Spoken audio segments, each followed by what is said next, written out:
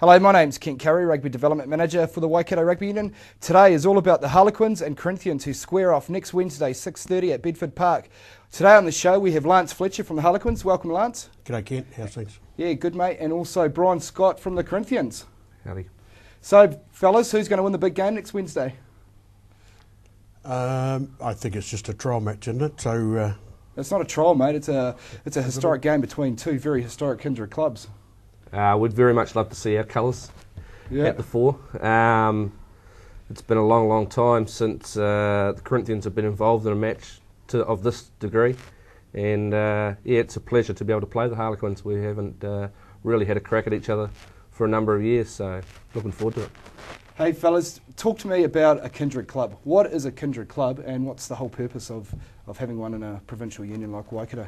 basically a kindred club is a club that supports community rugby. We do not play regular club rugby every weekend. We select teams, and in the past we played festival games to raise money for injured players, etc. With the advent of professional rugby, we have looked at other avenues, and such as Wednesday's game. Good work. What about you guys? guys? Basically the Corinthians were set up in 1946. It was along the exact same lines as the Harlequins. It was for injured players before World War II, and after World War II they got injured in rugby. And it was community based, and that's where we still are to this day. We have shifted away from senior rugby, for example, and we're involved in a lot of junior rugby now as our focus. So, because your colours have been part of pretty big games of rugby in the past, eh? Like you go back to 1995, Fletch, and Waikato played the New Zealand Harlequins. Right. Waikato actually got beaten by 90 points, but in actual fact, that New Zealand Harlequins were the All Black team, and it was a warm-up game for the World Cup that particular year. That's so there's correct, been some pretty big fixtures. Yeah, absolutely. And in the past, the Harlequins have had big games, mainly as Waikato sort of shadow sides against other provincial shadow sides, including All Blacks.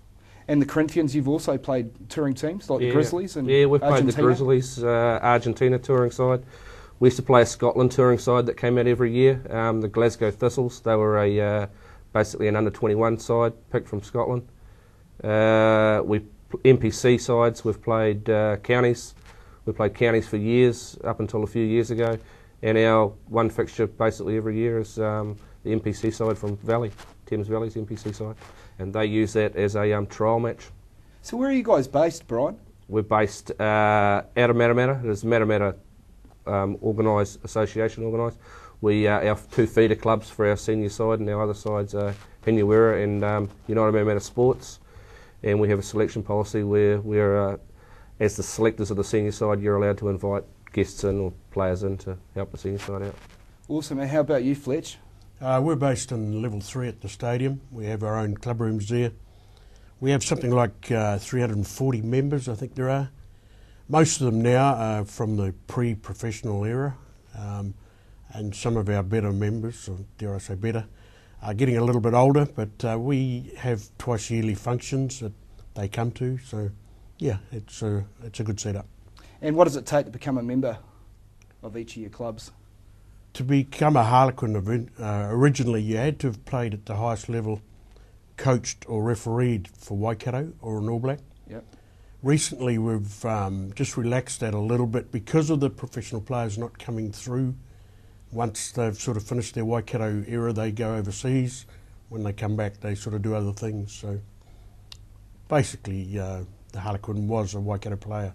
Yeah, and what's your criteria? Yeah, the Corinthians very similar to the Harlequins, but on an amateur side of things. We've had a lot of referees that have become Corinthian members, a lot of stalwarts in the rugby clubs. Yep. Basically going back to the Wahara Walton United days. Matamata had their own side, Hinuera, then Matamata and Wahara Walton United combined to become United Matamata Sports. So we've got a lot of ex-committee people and players come through into the Corinthians. So how do you guys raise funds for your club? Fletcher, I know you have golf tournaments and auction nights and luncheons and that type of thing. Is there any other ways that you raise funds for your club? One of our major functions is become a social event in Hamilton. On a Friday morning, starting at 7 o'clock, we run a breakfast auction. So the people come and have breakfast. We have a guest speaker. normally an All Black. And then we have an auction afterwards, 70 or 80 items. And we basically use that money to fund our under-17s. We also run golf days, and particularly before All Black tests, we try and run a dinner at Sky City. We're looking at doing another one this year before the All Black Japan game. So, yeah, we're still in the early stages of organising that as yet. Good stuff, Fletch.